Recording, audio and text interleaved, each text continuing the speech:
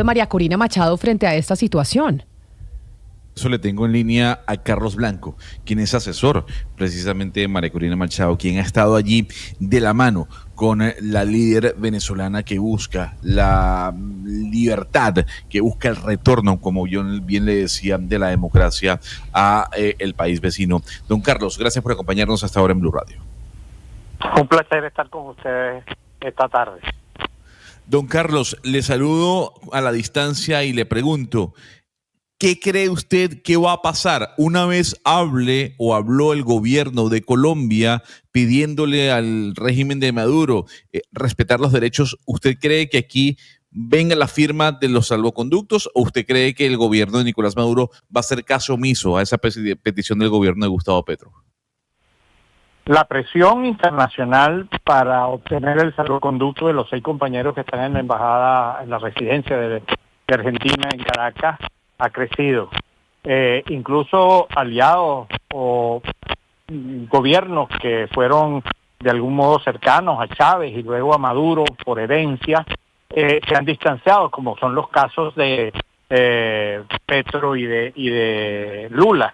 Es decir, hay una situación que está evidentemente agravándose, porque por una parte hay un cerco absolutamente inhumano contra los 6 de la embajada, y por otra parte esto está creando una crisis internacional muy fuerte. Ya Argentina los acogió, luego Maduro rompió relaciones con Argentina. Fue en el momento en que Argentina hizo gestiones con Brasil y Lula acogió a los 6 a la protección de la residencia por parte de Brasil, y nunca le dieron los salvoconductos bajo la protección de Brasil.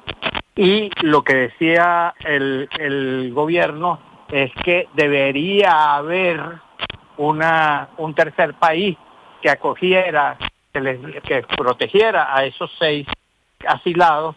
Y hoy tenemos la fortunosa noticia por parte del canciller Murillo de Colombia, según la cual Colombia ha estado y está dispuesta a acoger la protección de la residencia argentina. Lo que pasa es que Maduro hasta la fecha se encuentra atrapado en sus propias contradicciones y en sus propias miserias, porque ha utilizado a los asilados como rehenes, los está utilizando como rehenes. Tienen casi 9 meses de asilo en esa residencia, y los han sometido a un cerco que implica lo que ustedes dijeron, el tema de la comida. No la dejan entrar, o a veces la dejan entrar, pero retienen a los que hacen el delivery por horas en las vecindades de la entrada. Digamos, piden unas pizzas y entonces retienen al joven o a la joven que los lleva por 2 horas.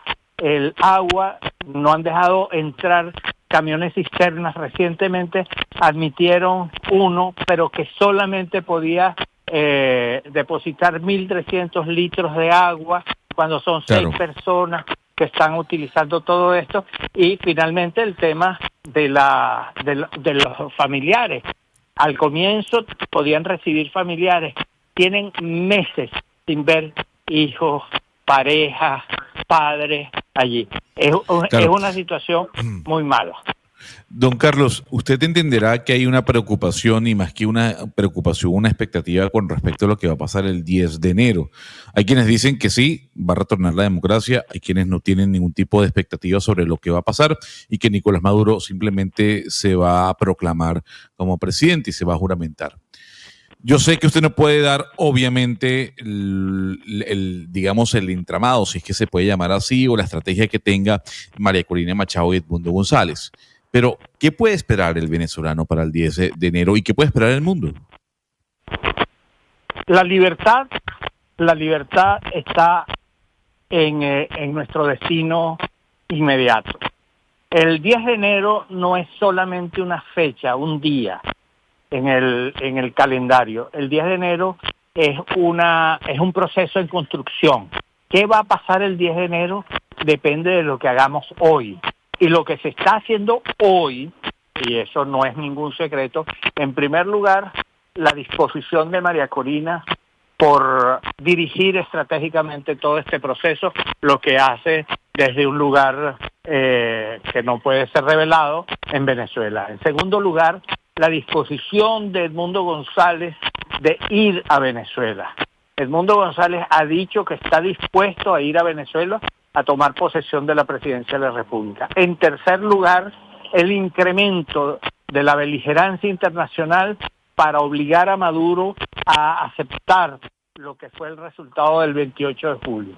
Y en cuarto lugar, y en forma muy, muy significativa, están ocurriendo procesos de fractura dentro del régimen, fractura en los rangos civiles y en los rangos militares.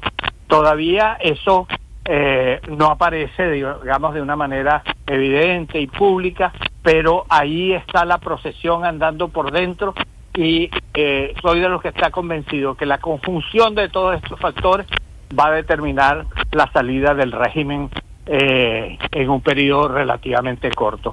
El 10 de enero está en construcción. El 10 de enero es una fecha para la libertad. Sí, señor Blanco, ¿hay algún tipo de diálogo, de interlocución entre la oposición y el régimen de Nicolás Maduro? Porque al menos de cara al público y pues a la comunidad internacional parece que esos canales se cerraron y de hecho, como usted lo decía, incluso los canales que en algún momento sirvieron de Luis Ignacio Lula da Silva en Brasil, del presidente Gustavo Petro aquí en Colombia, parecen haberse cerrado y pues quiero preguntarle, ¿cómo Edmundo González iría el 10 de enero a Venezuela si hay una orden de captura, por supuesto en Venezuela, pero incluso a nivel internacional? O sea, si Edmundo González llega a Caracas, pues creería yo que lo primero que hace el régimen es capturarlo. Bueno, cuidado si la orden de captura el 10 de enero es para Maduro, porque el régimen está en un proceso de deterioro muy grande. En relación con los temas de negociación, nosotros hemos dicho, y María Corina lo ha dicho, Edmundo González lo ha dicho, estamos dispuestos a negociar con el régimen para que la transición hacia la democracia sea lo menos costoso posible, lo más pacífica posible. Lo que no vamos a negociar es la victoria del 28 de julio. La negociación tiene que ser sobre la base del reconocimiento de la victoria popular del 28 de julio, la victoria democrática de los venezolanos el 28 de julio. Entonces, no hay ninguna posibilidad de una negociación que desconozca la victoria electoral. Pero sí hay posibilidades de negociar una transición pacífica, que es lo que el país y el mundo quiere. Señor Blanco, me gustaría que nos explicara técnicamente o diplomáticamente cómo funciona el tema de la embajada de Argentina en Venezuela, porque si bien es cierto que Nicolás Maduro pues sacó a los argentinos de esta embajada, entiendo yo que esta embajada sigue siendo territorio internacional, pero hoy se habla por parte de los asilados o de los protegidos en esta embajada de asedio, bueno, de todo lo que usted está denunciando. ¿Esto traería consecuencias a nivel diplomático, a nivel internacional entre ambos países o con Brasil, que es el que está protegiendo la embajada de Argentina en Venezuela? El territorio de las embajadas en los países es un territorio de los países. El territorio de la residencia de la embajada argentina es territorio argentino.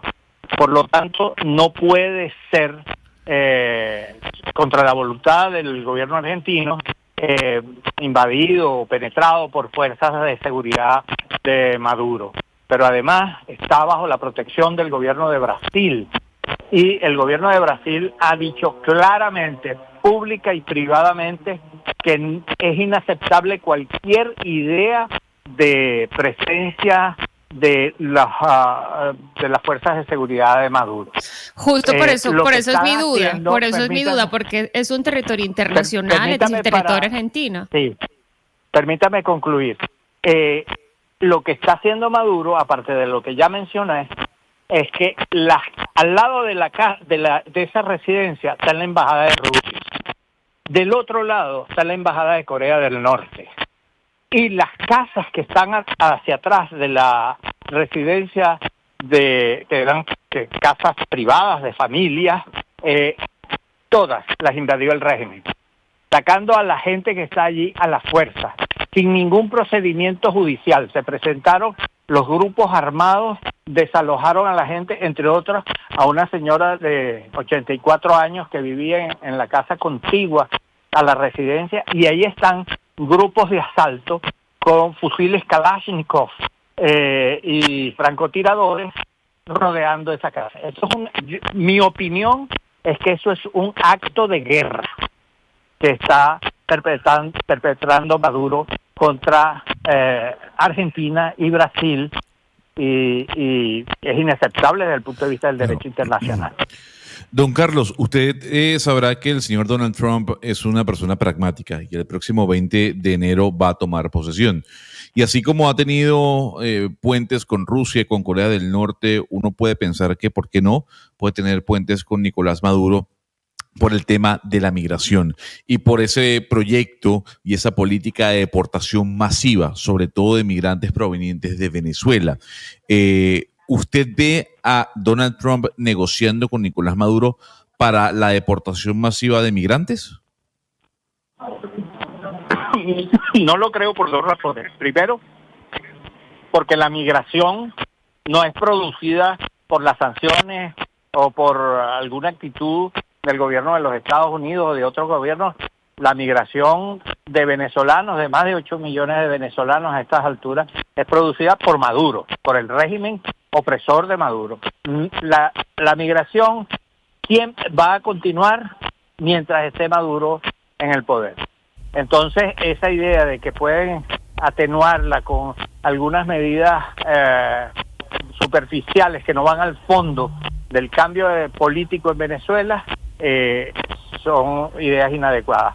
Pero por otro lado, obviamente no puedo anticipar qué es lo que va a hacer el gobierno de Trump, pero las señales que hay con algunos nombramientos, como el de Marco Rubio, como el de Waltz y como el de otros altos funcionarios, el Landó y otros que han tomado antes de la victoria de Trump posiciones muy claras en contra del régimen de Maduro y lo han denunciado de manera sistemática, pues podría anticipar una política que no sería nada de lo que Maduro estaría esperando.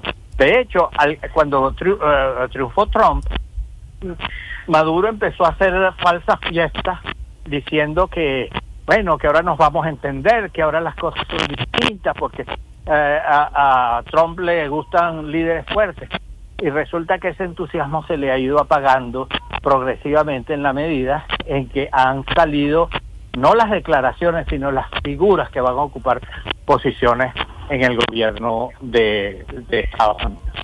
Pues don Carlos, mire, yo me tengo que retirar porque tengo un compromiso ineludible dentro de poquitos minutos, pero estoy dispuesto a... No, lo entiendo, don Carlos. Y entonces, don Carlos Blanco, asesor de María Corina Machado, líder opositora en Venezuela, le agradezco enormemente su tiempo y que haya aceptado esta conversación con los micrófonos de Blue Radio para hablar de la situación que están viviendo en la Embajada Argentina los que acompañan a María Corina Machado y que pues están sufriendo una situación humanitaria compleja por cuenta de lo que está haciendo el régimen de Nicolás Maduro con las instalaciones de esa embajada en Caracas. Gracias por atendernos.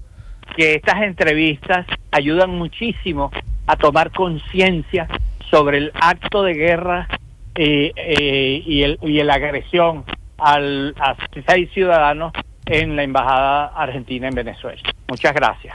A usted, don Carlos Blanco, asesor de María Corina Machado, que nos habla de la situación en la Embajada de